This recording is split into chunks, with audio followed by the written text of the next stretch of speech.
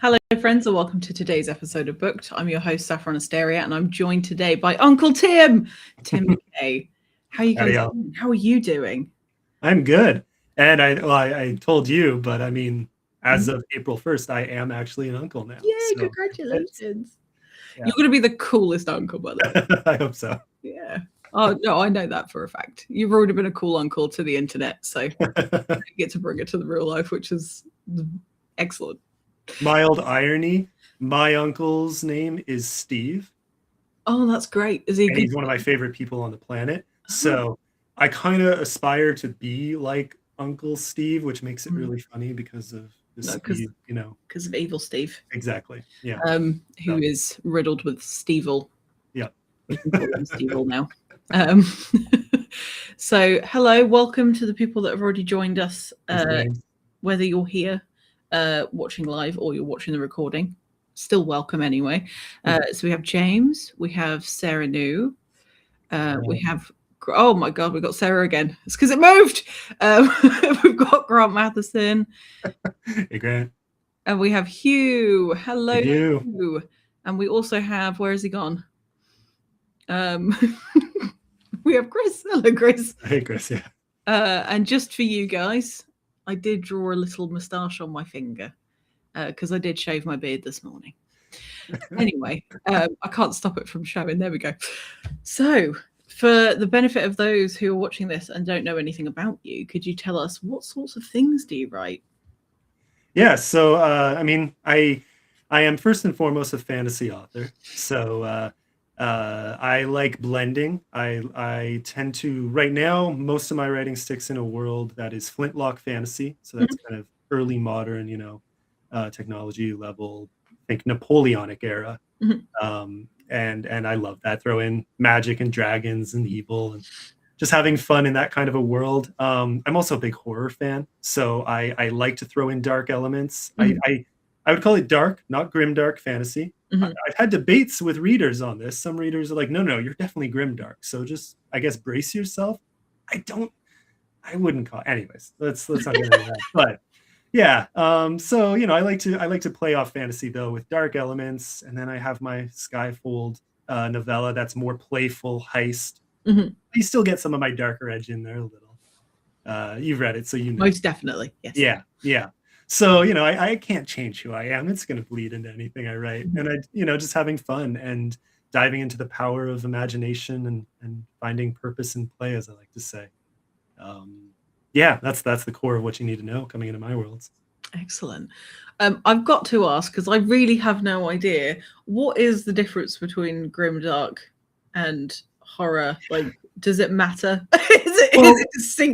That's actually okay. I thought you were just going to say grimdark versus dark, but grimdark versus horror is a really good question because it's one I really wrestled with when I wrote The Father of Shadow and Death, which was my first like fantasy horror. And I wanted to make sure I wrote something. If I was going to call it horror, which is how I wanted the story to tell, I wanted to make sure it was something horror readers could read and say, "Oh, this was horror," and I enjoyed it. Yeah. So I really wrestled with that, and I'm part of DVS, Dark Veil Society. It's a whole bunch of horror authors. So I was pinging them all the way through. I was like, okay, so what makes a horror book, and how do I, because I'll even hear horror authors complain all the time. This is like a common thing in the horror sphere. They'll say, "Oh, these fantasy authors calling themselves horror experts, they don't know what they, Yeah. I think what I've heard and what I agree with is it is very much the sense of growing and consistent tension through the story and dread.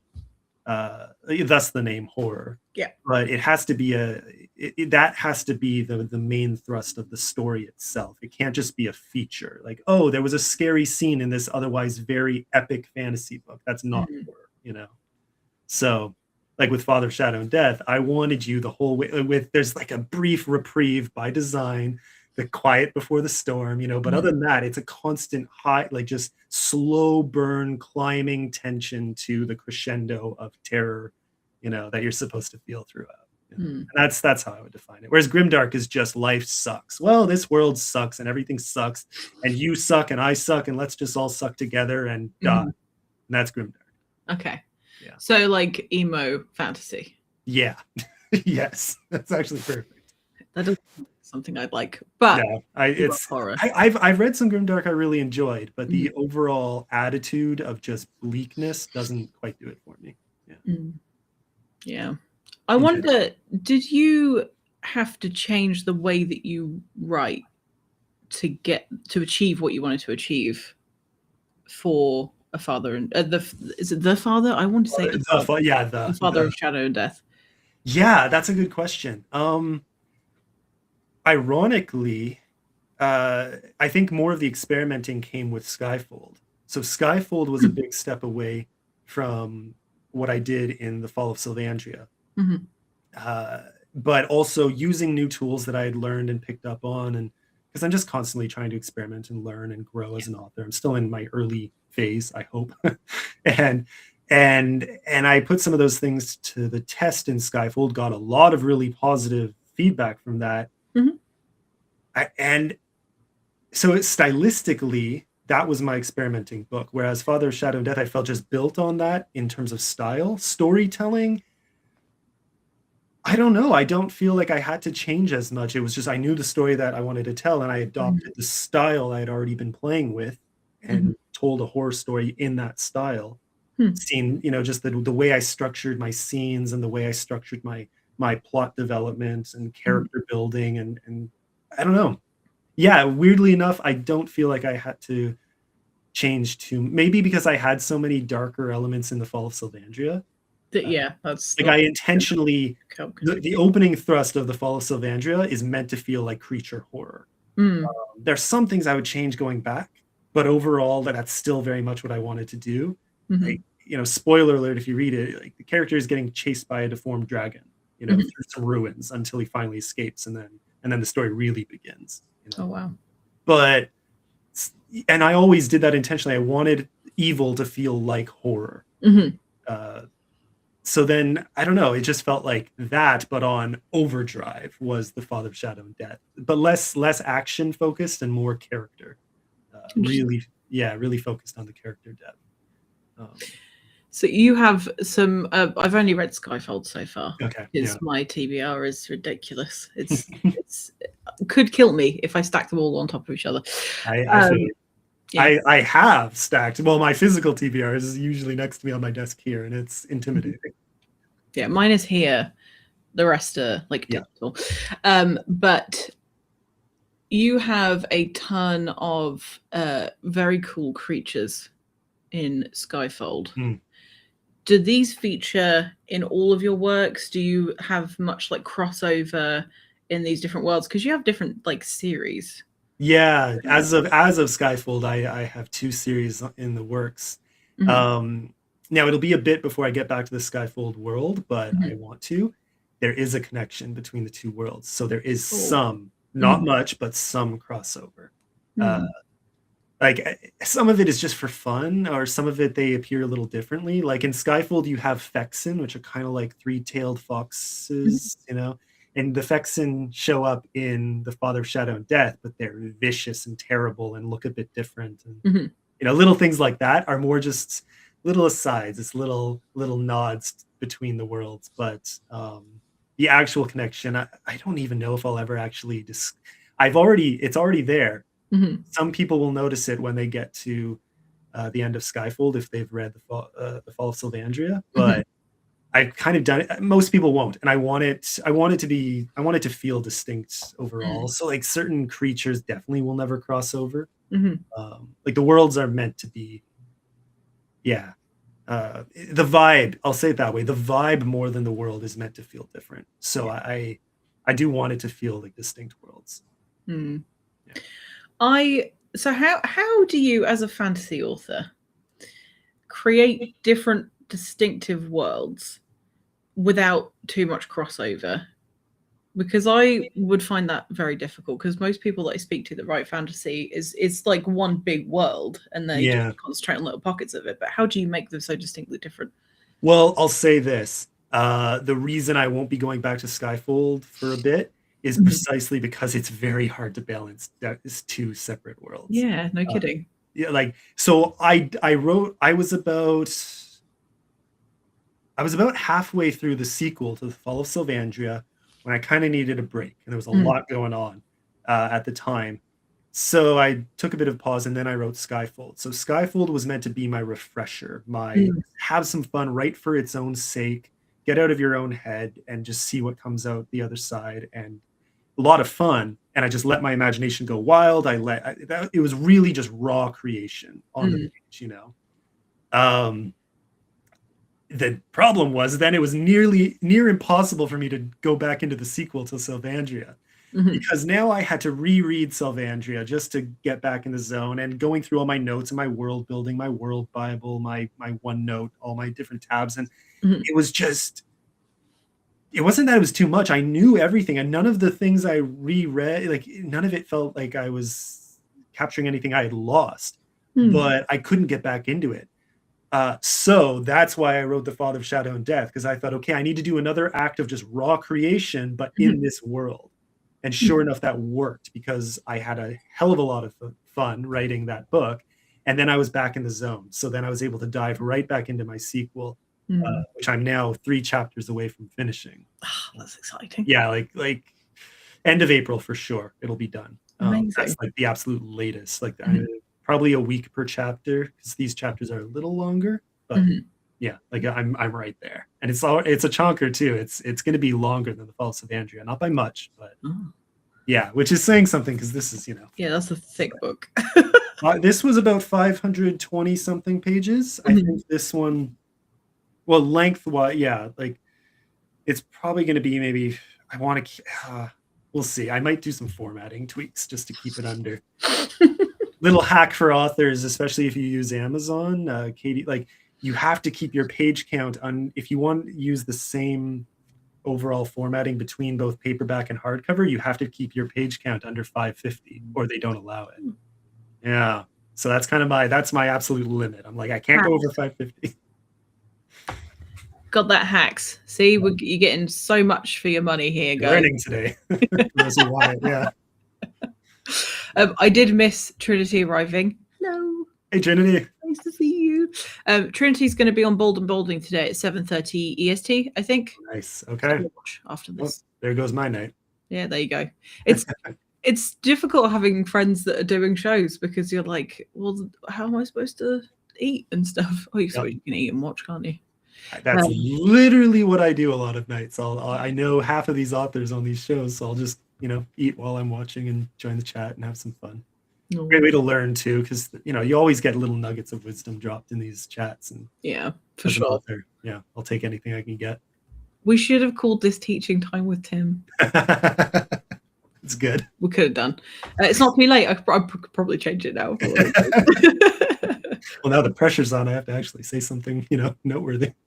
You have. You've been helpful already. You're giving people tips. That's super helpful. Good question from Sarah. Do you know what sleep is? Like, is that to both of us? Because I feel like probably that could be. Probably me though. Yeah. More now than I used to. So actually, yes. You know, I am actually sleeping very well. Thank you very much. But yeah, I do keep very long hours. A little less so now than when I'm teaching and editing and story judging at the same time, which I was, you know, early, you know, from January to end of February. Oh yeah, it's hard to keep it all balanced, but I manage. So what are you judging at the moment? Or well, so my next contest I'll be judging starts up closer to the end of April, but I judge for writing battle. So you know what I'm talking about. I nearly choked on my drink. That's so cool. Oh yeah, yeah. It's funny because I talk to a lot of authors who have no idea what writing battle is. I was going to sign up, but it was too soon, so I'm going to wait until October. I think there's one in October that I'm going to do. Okay, yeah, no, I'm a judge for writing battle, so that's really I do that every roughly 3 months.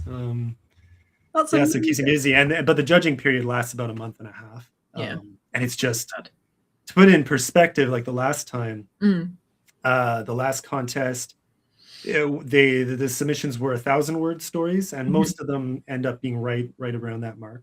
And I think I judged over 500 stories, just you know, through the process. Initially, you judge and you rate, and you rank them according to, you know, different elements like story and Mhm. the story and character and impact and blah blah blah. Yeah. And then later it just becomes duels. So it's all organized into duels, but later it's Mhm. just you read 2 stories, you pick a winner. You read 2 stories, you pick a winner. You read 2 stories, you pick a winner, and you just do that over and over and over, and it's so much fun. Yeah, I bet. Because especially because it's a round robin, right? Mhm. They get eliminated and the pool slowly shrinks. So by the end, you are reading just like dozens of incredible stories. So your Yeah. mind is getting blown every 10 minutes as you read, right? Wow. It's a lot of fun and you learn so much. Short stories are just a really good medium for honing your craft. Mhm. Yeah, that's why I'm starting to experiment with them. I've always treated my chapters more so now, but Mhm. like chapters can kind of act as a short story, or they should in a lot of ways. Mm. But there's something to be said for experimenting with short stories too. Uh, Yeah. yeah, if I have one, it's not really a regret, but would have been nice. Would have been nice to maybe do some short story writing before I took the plunge into a 500-page novel.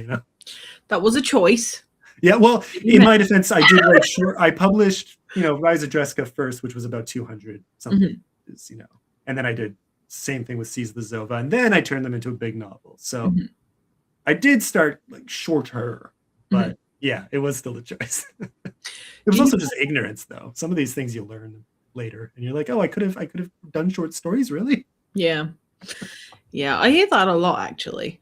Mm, And for some of the most well-rounded books that I've read, those authors have done a mixture of different lengths yeah. and different forms of storytelling, and it certainly helps. Like especially like people who write poetry or write Mm, scripts and things like that.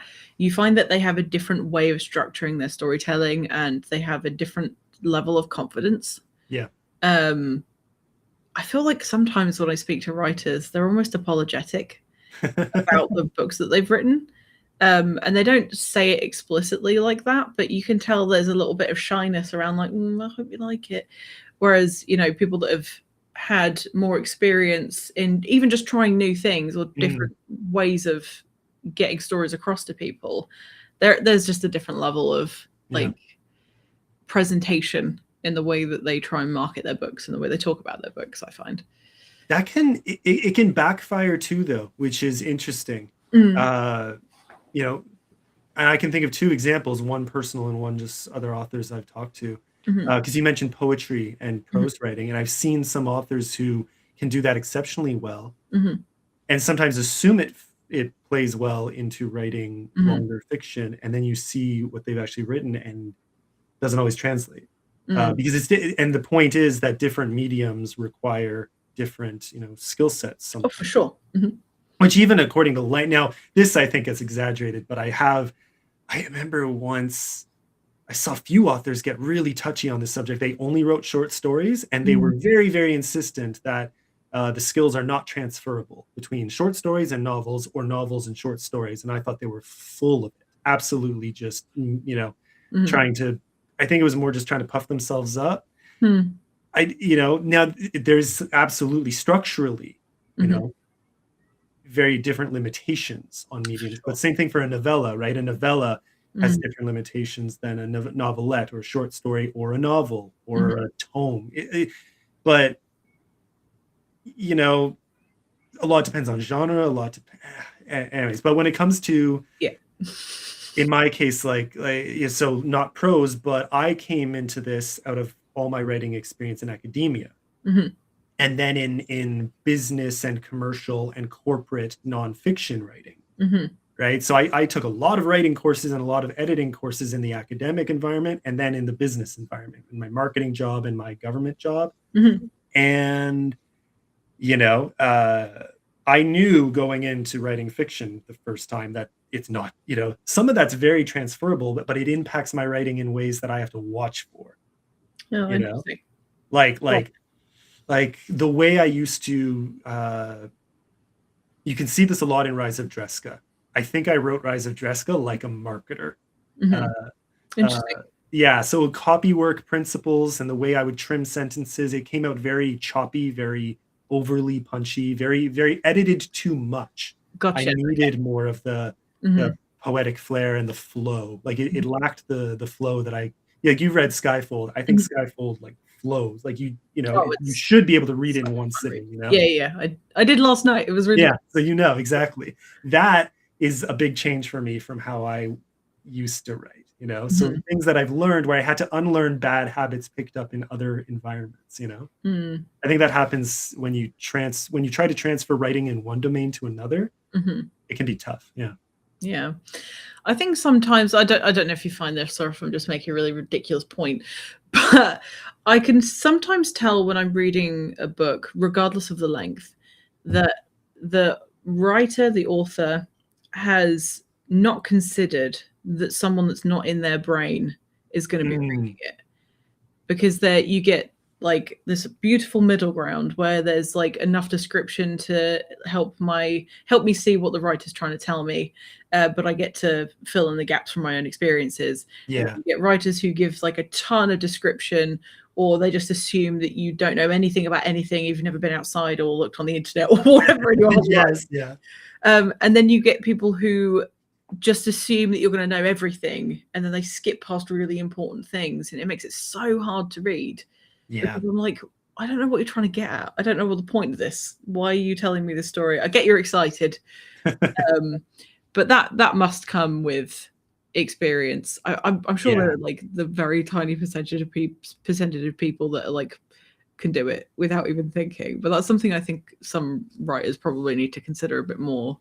Yeah. Is It's hard because you can veer either way, and I I genuinely wrestle with this. yeah. Um, because like first and foremost, clarity is king. So your story needs to be clear. People need to have enough to understand and follow Mm, it and experience, those two things. Well, they can't have the experience without clarity. So I think clarity mm, comes first, but the experience you give them has to be there too. So uh how do I put this? Yeah, like you can veer either way.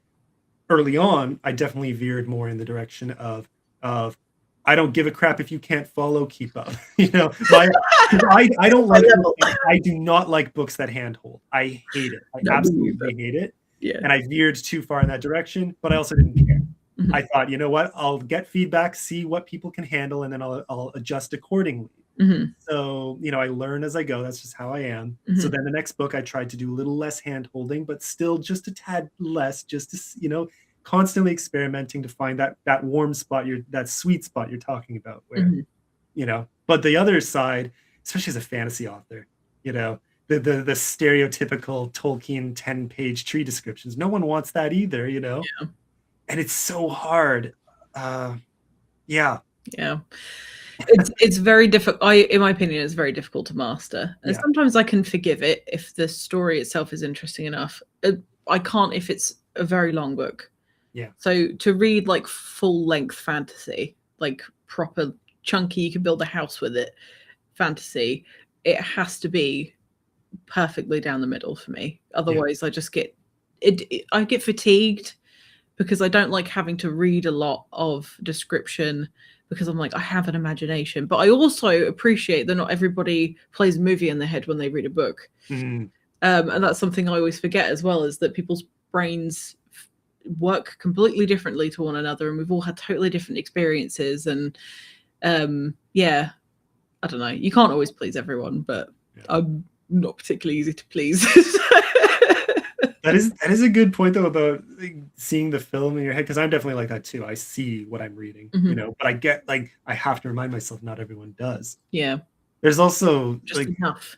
yeah, there's also how do I put this? There are different kinds of like, not all description is created equal. Mm, What people crave from a story, like no, just because no, people say they love it, but they love it because of what's around it and because of how it enriches the story. But no mhm, one actually craves a 10-page description of a tree mhm, versus how much we crave a emotional description of a character, mhm, you know, versus exposition on the world.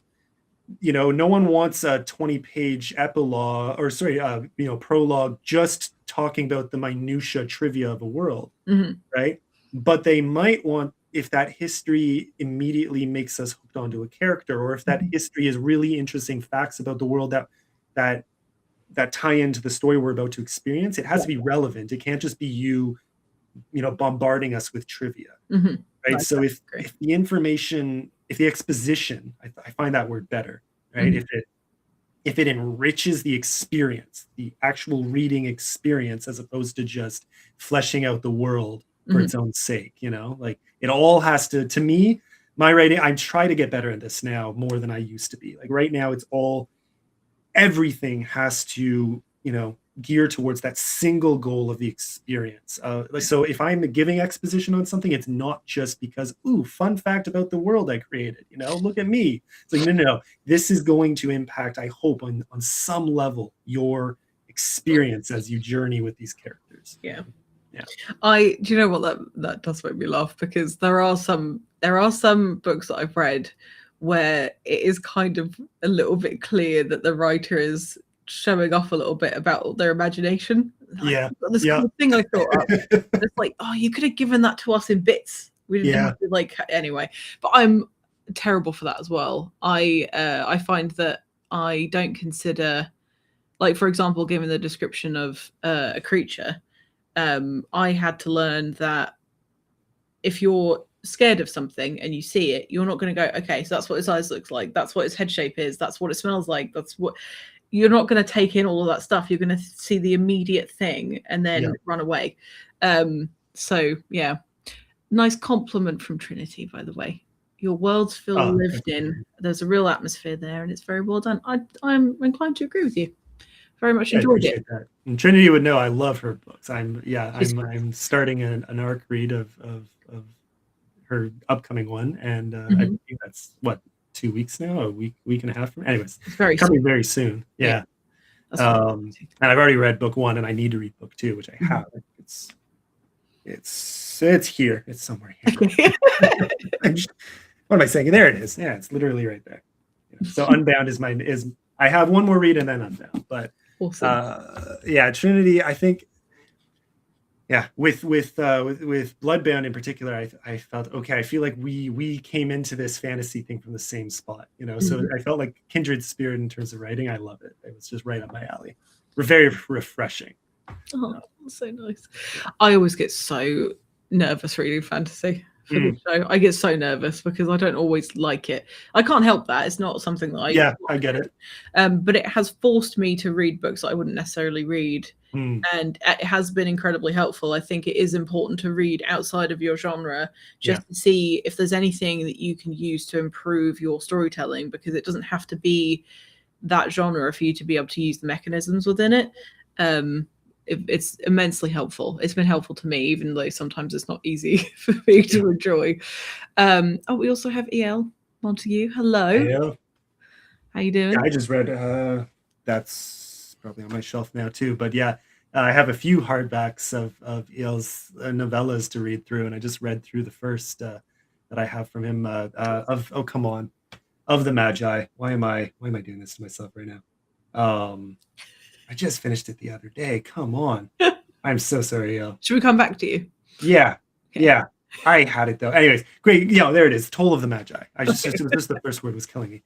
Yeah. So it was a very fun read. Big cats. That's all you need to know. Just big scary cats. That's cool. Wonderful. Like greatest part. Like EL is one of the very first authors I connected with in this community, and he knows his stuff and he can write well.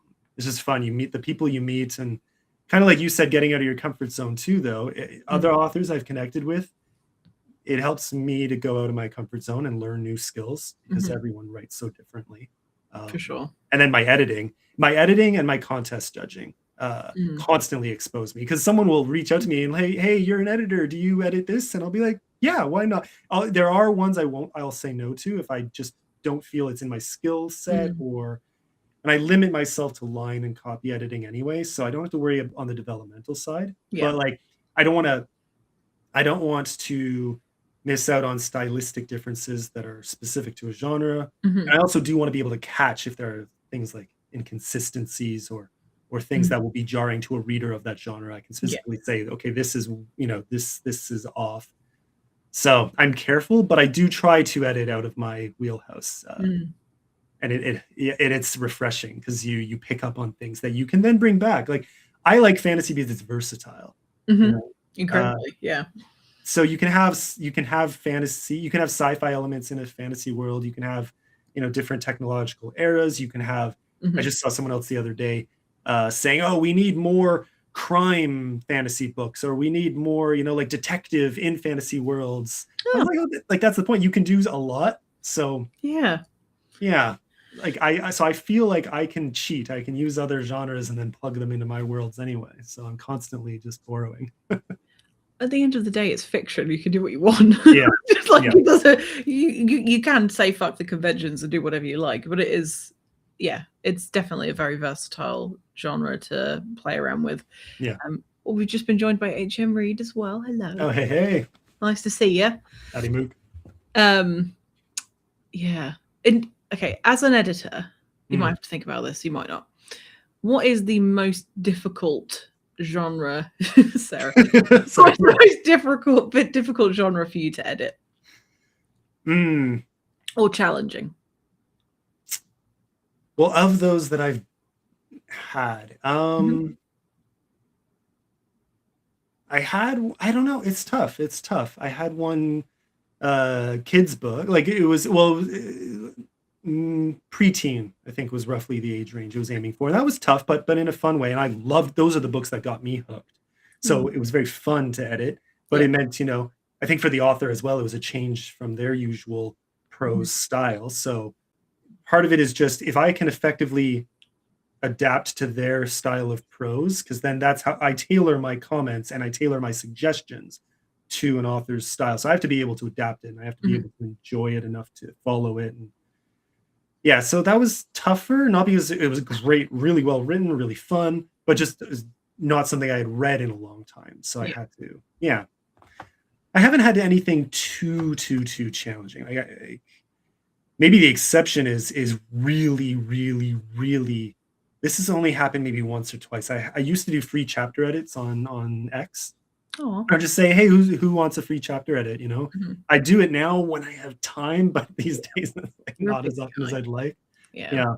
But I remember once I did like 30 chapters for people, and that adds up very quickly. So that was a lot of work. But one of them I remember, it was very, very, very, very purple, but without being excessive. It was more just very rich, very verbose, and exceptionally well written, to such an extent that I had their grammar, everything about it was perfect, spotless. I caught three things. Two were small errors, easy to fix, and one was more like, I even said in my comment, I think this is subjective, so just take it with a grain of salt, do what you want. Honestly, if you like it as is, you're good. If you catch what I'm saying too, change it, and here's maybe something you could do. But it was basically spotless. So I flat out said to them, like, you don't even need me. Like, it's the only time I've ever said that. Usually someone submits a chapter, I can go to town on it, but this was so it is kind of like, what do you do if someone says, oh, can I hire you as an editor? Like, it's why I always check. I make sure I know who I'm dealing with, because I want to be of service. I would never want to waste someone's time or money, if I can't help them. And this was the first time I've met someone where I'm like, I can't help you, like, get out of here, good for you, but find someone better. What a skill. Yeah. I have another editing related question from Trinity. Do you find it more challenging to edit when you're really immersed in the book?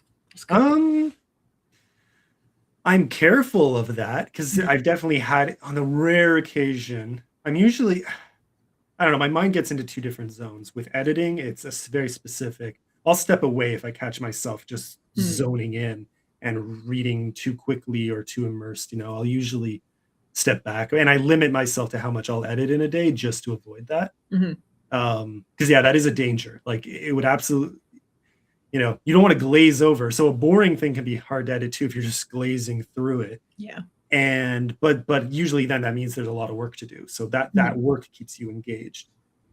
Something really, like, one book I edited not too long ago, last year, so long-ish, but exceptional, and really, I was hooked. I loved it, but I would catch myself, and I would say, oh, I just read 2 pages without catching anything. I better stop, go back. And then I would realize, oh no, it just was that good. There was nothing to catch. Great. But at least, cool. Like, I'm careful. Like if I catch myself going long stretches without commenting or making any track changes, then I'm like, ooh, I better double check. So I'm pretty religious as an editor in that sense, that I'll make sure I haven't gotten too lost in the pages, because it can happen. Yeah, I bet. Yeah. I don't know if I'm. That's part of the job, though, right? Like. Oh yeah, I suppose that's why you get paid.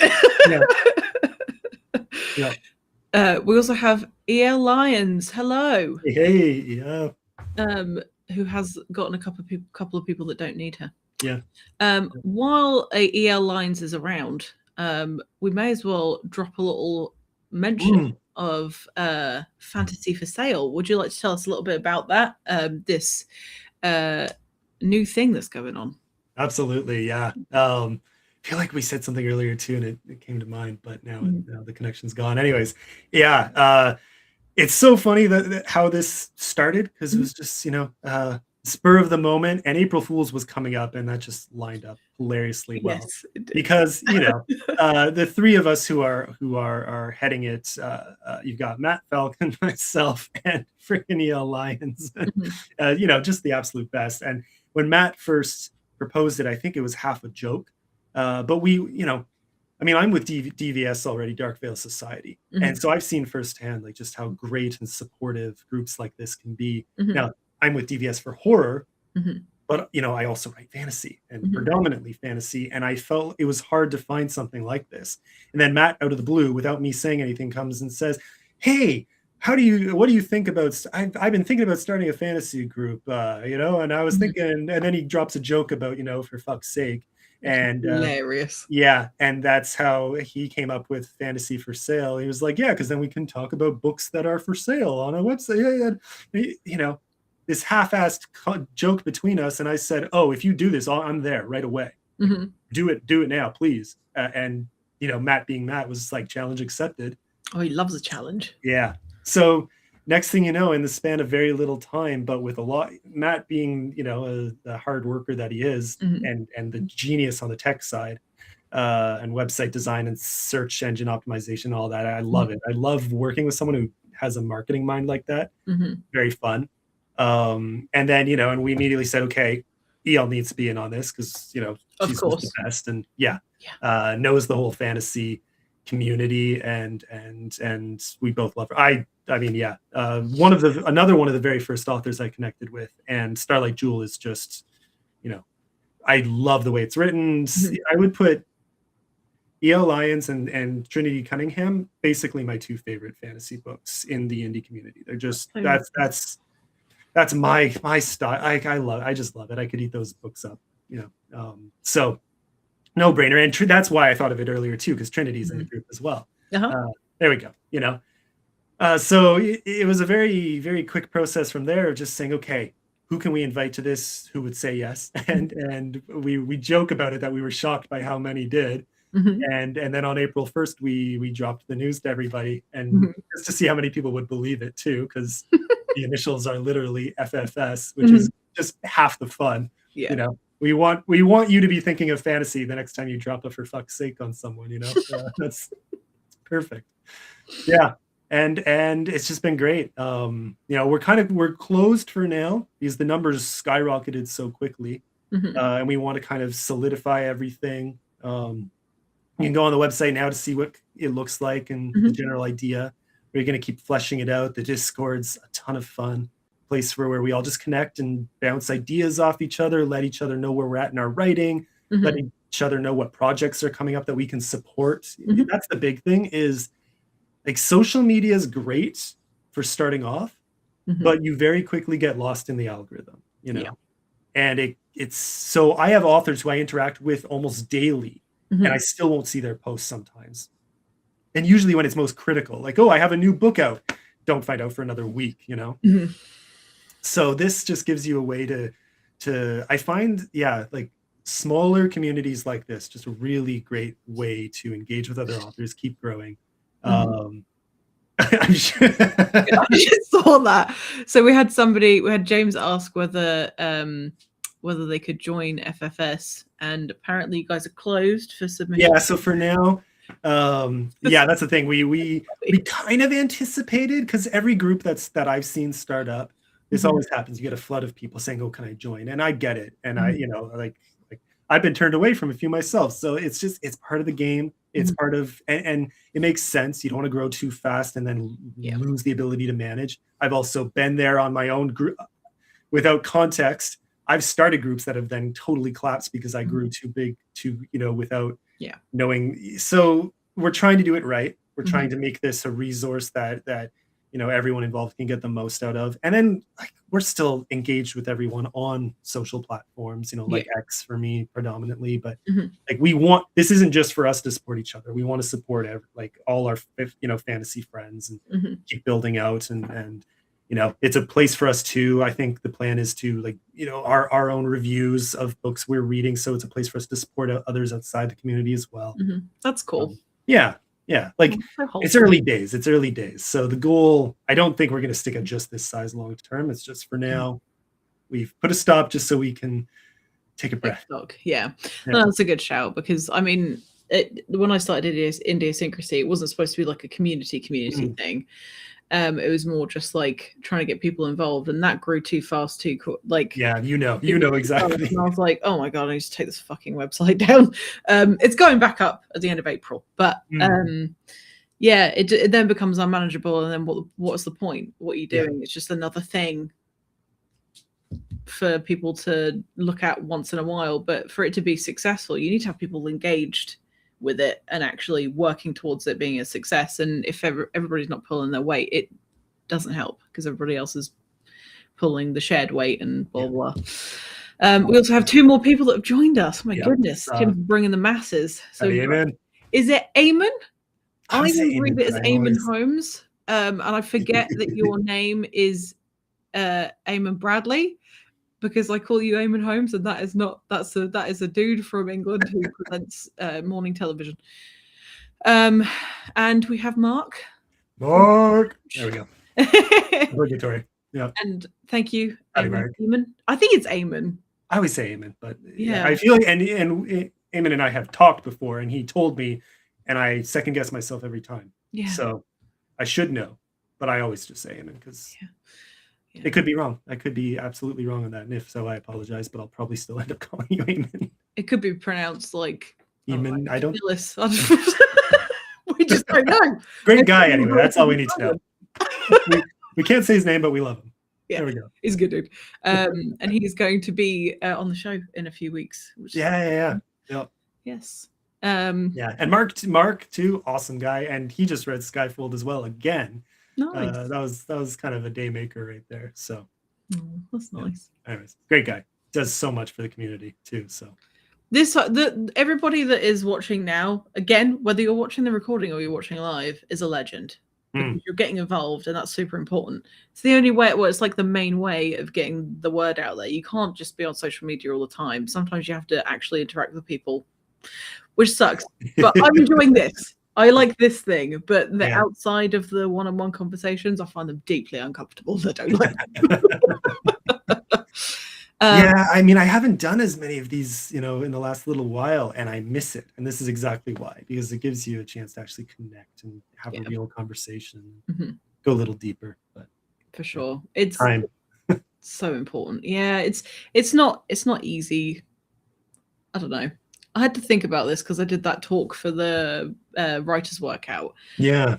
And I wanted to give people advice about like how to find readers, but without having to go on social media because it's so unpredictable and they change everything all the time. I mean, you have got like a good thing going, but they'll change the algorithm and then you'll have to figure it out all over again.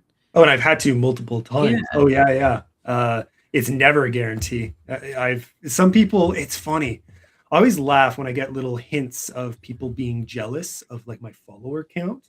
Because I will get that sometimes. Sometimes be like, oh, I know, just little offhand comments. I'll be like, likes ain't cash. Okay. So, and I don't like just settle, like, even it doesn't matter. It's just, that's not a predictor of success. Certainly not as an author. At the end of the day, learn the skills. There are skills involved with, marketing and social media. But it really comes down to a lot of luck and a lot of time and work that if you don't have, don't be jealous because, like, use what you have to the best of your ability. You know, I'm Mhm. lucky in some ways to have the resources that I do to Mhm. invest in this, but then there are other drawbacks where I, you know, haven't had some of the experiences that other authors have that I wish I did because I would be ahead of where I, you know, like Yeah. we all use what we have. Mhm. And social media is so unpredictable. Whereas some of the same authors who express jealousy towards me on the social media side, they have these booming newsletters and Mhm. they have consistent, you know, email input, or they are part of other communities that are doing very well. You know, like Mhm. just yeah, it's all about perspective. It Because is. yeah, Yeah, it is. I don't know. That's what I always dog on social media, even though I'm a part of it, and it's just largely because it's not the same. It's not the same as it used to be. Mm, It just isn't. Even like 2 years ago, yeah, yeah, it's yeah, completely different. Like I don't like. I mean, it doesn't help that there's always doom and gloom going on in the news and all that sort of stuff, because that kind of overrides it. Because misery loves company. But yeah. I think something that I wish people did more of is look at their local physical communities if they can. Mm, If that's something that has you have access to, is look for local bookstores and look to get your books in libraries. Like you can have events for free. A lot of places will yeah. be glad to host you. And I don't know. I know that people have different access to different things, and that's but try and think outside the box. And also, if you're not having success on social media, stop doing the same thing over and over again. I Yeah. see people doing the same thing over and over and over and over again, and they're like, nobody's bought my book, and I'm like, because you're not doing anything different. Yeah. Like, oh, anyway, I'm sorry, I need to get off my soapbox before I turn inside out. Uh, hello, Jose. That's Hey, nice. Jose, fellow Um, PBS, yes, another your great PBS PBS fan. copy. Love to see it. Oh, yeah. Anyway, sorry, I need to wind my neck in. So something I wanted to mention before we sort of move towards the end of the show Mm, is that there is going to be a special episode of Booked coming up on the 24th of April at 2 p.m. CST. So I had I'm going to start again because that wasn't going to make any sense. The lovely Sarah Arnu, the Womble Fiddler Extreme. I don't know. I don't know what. I don't think she'd want me to call her that. I'm sorry, Sarah. I don't know why I said that. We're live. I can't change it now. Sarah is going to be hosting a special edition of Booked, and it's going to be called the Booked Selection Box. So during this show, I'm not going to reveal the other people that are in it. I'm just going to mention you, Tim, because you have signed up for this. So that's your fault. Yep. But there is going to be Made. a set list of authors that are going to be doing readings. So on the 24th of April at 2 p.m. CST, please tune in to the book selection box to hear Tim doing a reading along with some other awesome writers. The lineup is so good. Yeah. I'm so excited.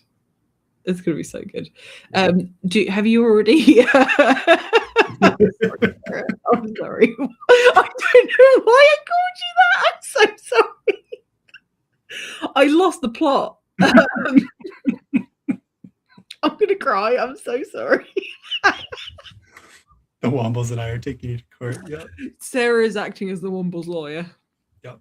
I can't wait until someone of actual like authority catches us talking about the Wombles like this, and then I get a cease and desist or something.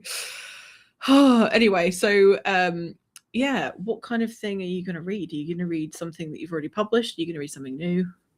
Don't tell us exactly what it is, but just give us a... Yes, I won't tell, but I have options, so I'm still wrestling. I'm still deciding. Yeah. Cool. Well, no, it's just I was, if I was good, I said this I think before we went live, but if I was good, I'd be ahead of where I am right now in my writing, and I might have had a short story I'm working on done, and then I could have read that. That's not going to happen. So it's probably it could be the opening to a novella that I've half written. I have a novella that's going to be coming out later this year. Cool. That's another horror. That one's horror. It's not Skyfold style. This one's going to be it's actually set before The Father of Shadow and Death. It's like a prequel to the prequel, which is really funny, but Nice. it's dark. It's like I'm very excited. And it's a bit of a tribute to Janelle Shiki, who I love as well. Love her so much. Auntie J. Yeah, so I don't know, because I love that. I love super kind horror authors. Makes no sense, but there are so many of them, you know? Yeah. There's a ton of them. So it's that was nice ones you have to watch out for. Oh, exactly. Yeah. So something she wrote that I kind of played with, and I mentioned this to her that I was going to do this. So yeah, it was going to be a short story, and I decided no, this needs to be a novella. So I could read the intro to that. I might, but if not, it'll be something from probably either Skyfold or The Father of Shadow and Death. We'll see. I'm so sorry. Okay, what am I missing? Yeah. You're not missing anything. I can't believe I called Sarah that. You're still on this mumble. Oh, she's never going to let me live that down. I'm so sorry. Nothing's been proven. The best part is while you're laughing like this, you're holding up your finger with the big scratch on it. That's unintentional. Oh my goodness gracious me. Oh, I need to move on before I say something else I regret. So good. So we're coming to the end of our I'm so sorry. That's great. Oh god, that's gonna haunt me for the rest of my life. I love it. Oh my god. Might have to design a horror story around it or something. Oh goodness. Okay, get it together, Saffron. So there are always two questions that I ask every author at the end of each show. If anybody has any questions for Tim, now is the time to ask them. Please stop it in the chat. Now is the time to ask Tim. Woo. Okay, I'm fine. Everything's fine. I might have to. It did help significantly. Yep. Thank you very much. I appreciate the suggestion. I can't guarantee I'll do it every time, but maybe when someone has a beard that I stop it. If somebody has a beard that I feel jealous of, then I can always do a little moustache. Or maybe I won't shave. We can have a beard off. That'll be fun. Terrible. So the second to last question I'm going to ask you is, as a writer, what does success look like to you? Yeah, I love this question, but I also feel like I have the wrong answer. Oh, I can't wait to hear it. Can't be anything worse than what I've said. Well, no, it's just okay. So I guess my answer is twofold. Mm-hmm. The short and the long. The short version is I do it for the fulfillment. I do it because I love writing. I do it because I enjoy the process of learning this skill and the daily exercise. I may not write daily, and I do that intentionally. I'll do other things, but it's always related. I make sure every day I do something that pushes me forward in terms of this author thing I'm doing. But like that I could do that, and I will do that regardless till the day I die, or till the day I just can't. But even then I'll still be living in these worlds in my head. So that that's not success, because that's just me being me, So forgive me if I don't give the traditional answer of, success to me is just feeling one. No. I want to succeed. I want to kick ass. I want 1 million reviews, and I want to live off of this and do this full time. My metric of success is, am I succeed? Have I grown as an author to such a point that people get the experience I want? Are they going to, is this going to leave a lasting impression on them? Is this something that's going to be so impactful for them that they want to share it with others, so then it spreads? I want my book in every fantasy reader's home. I want my book in every I want horror authors to be like, well, I hate fantasy, but you know what? Tim's is so damn good, I have to have it.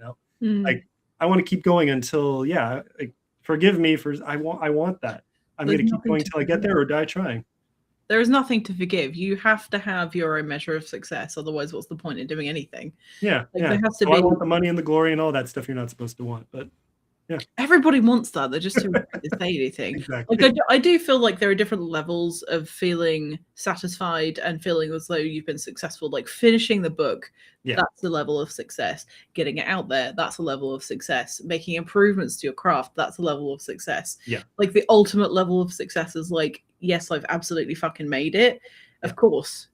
And that's the thing. There's the two parts of so like the smaller one is what I get to do every day, and I celebrate those little wins every time I hit them. Like when you put a book out, nothing beats that feeling, and when you get a new sale, nothing beats that. And then when you get a review, like Mark's the other day, Like, oh, day made, or all those little wins, they stack up and they make it that much easier to keep going, and to push through, because there's the lows as well. You have to be ready for those, Yeah. and you find it in you to keep going and to find fulfillment in the journey itself. But then, you also have to have the end in mind too. Yeah, for sure. Well, it's a good driver, especially if you're having like a rough day, or if you can't output what you want to output, because some people don't feel satisfied unless they've like put words on a page. I'm not one of those people. I'm not one of those very people much either. Like, if this book gets finished, then I'm gonna be I'll be happy with that. Yeah. But yeah, I am so sorry, Sarah. I don't know if I could ever forgive myself if I'm being you'd be well within your right to take me to court. I get it. Okay, we have some questions in the chat. I'm not going to put them all up because some of them are rude.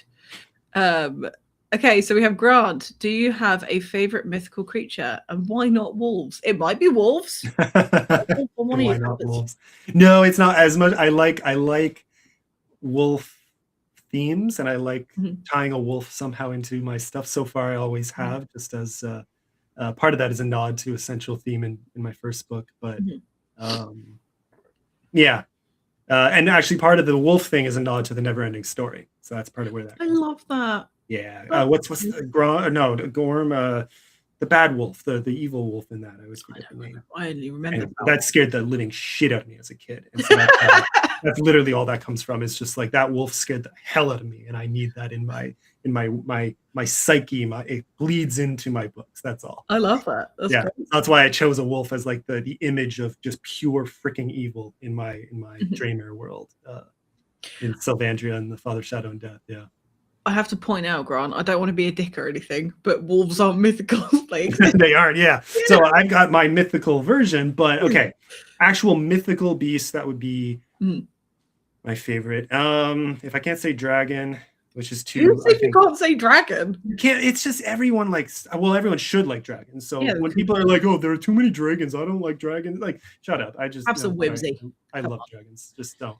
I'm doing it. My next novel, so after my 2 short stories, then a novella, and then my next novel is a dragon horror. Sweet. It's gonna be fun, and that's one I promised to Matt Falcon, actually. So that's coming, and it is. Without getting into specifics, there are character names that are specifically making fun of him, and then having fun with him, and then complimenting him. It's a hilarious tribute, and you're gonna like it. Your name comes up too, but I'm not saying anything beyond that. Yeah. Oh, it's so exciting. Yeah. It's gonna be good. But okay, no, but maybe griffins. If I had to put dragons aside, it would be griffins. I like griffins. All right. Answer accepted. I missed Mike. I'm so sorry. Hi, Mike. If you're still here, hello. Hey, Mike. And again, if you missed it before, did you say griffins? I didn't see that he had said that. Wait, what? Mike said, "Don't you dare say griffins." Should have been louder, Mike. Yeah, too late. There were too many thingies going on. Lots of thingies. I'm skipping some of these because they're rude. You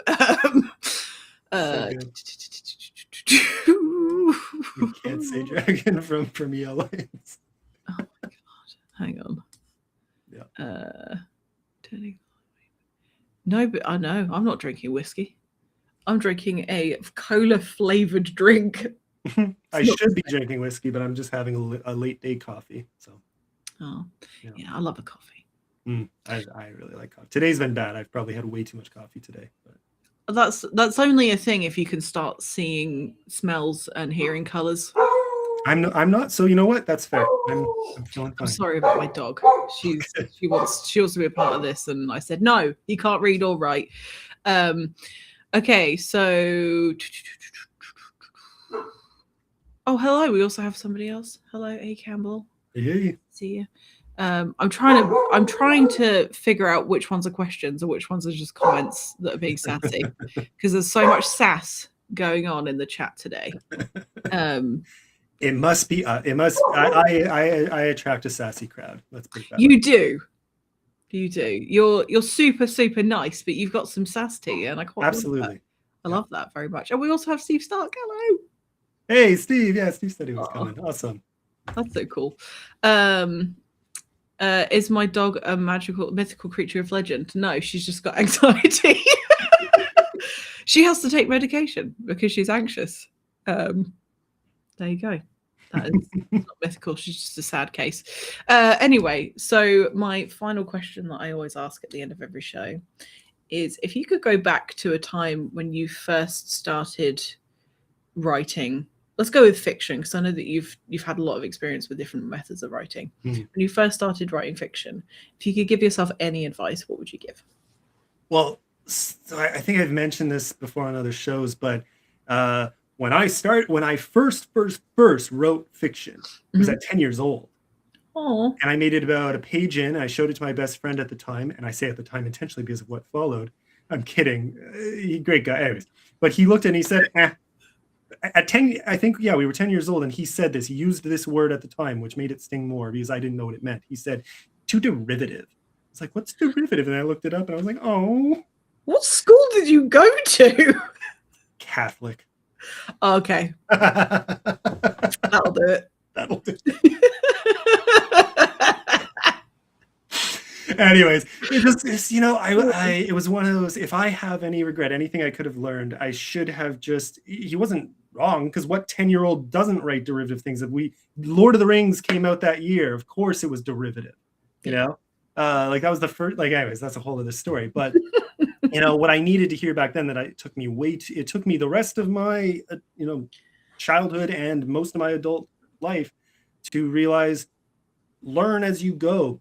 I stopped because I assumed that this writing thing was this thing you either had or you didn't. Yeah. This talent that you're born with or you're not. And I remember someone in our class that same year, she had just written a short story that she showed the teacher, and the teacher loved it so much that the teacher insisted on her reading it to the class. And it was like, I still remember it moving most of us it was genuinely so freaking good at a young age. And I thought, well, that's just not me. So why would I even try? Yeah. My biggest regret is that someone should have smacked me over the head and said, no, this is still good. And this is good for a 10-year-old. So keep learning, keep growing, keep reading. If I had started then, if I had continued then, where would I be today? Yeah. But then again, I don't regret the life experiences I've had, because those bleed into my stories now too. So it's been a journey. I think it could have been shorter if someone had just given me a good, come on, man, just try again, But yeah. Well, you're still here and you're still doing it, and totally agree. Michael, who's just joined us at the last minute, hello, thank you for being here. With enough time and effort, anyone can write. I agree.